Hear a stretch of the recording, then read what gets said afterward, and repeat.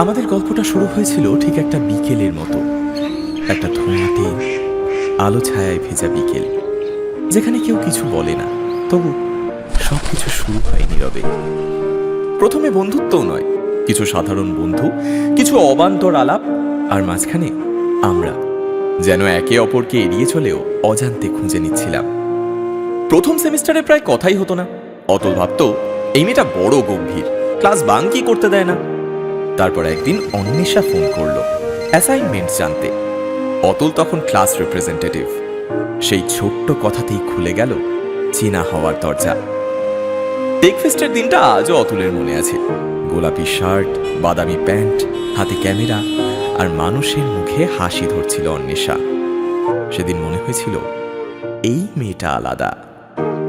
তখন স্পটিফাই ছিল না, ছিল songs.pk আর ব্লুটুথের নীল আলো।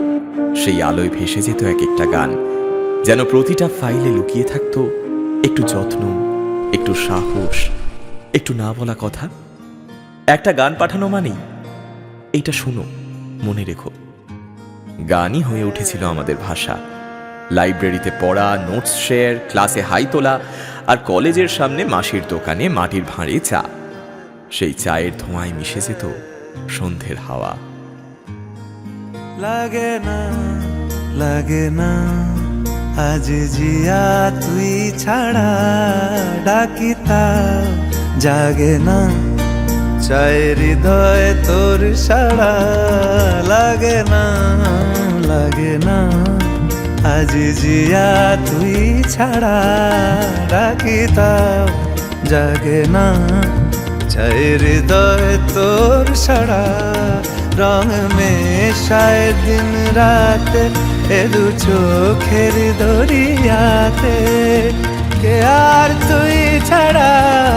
লাগে না লাগে না আজ জিয়া তুই ছাড়া, ডাকিতা জাগে না চায়ের হৃদয় তোর সাড়া। লাগে না লাগে না আজ জিয়া তুই ছাড়া, ডাকিতা জাগে না চায়ের হৃদয় তোর সাড়া।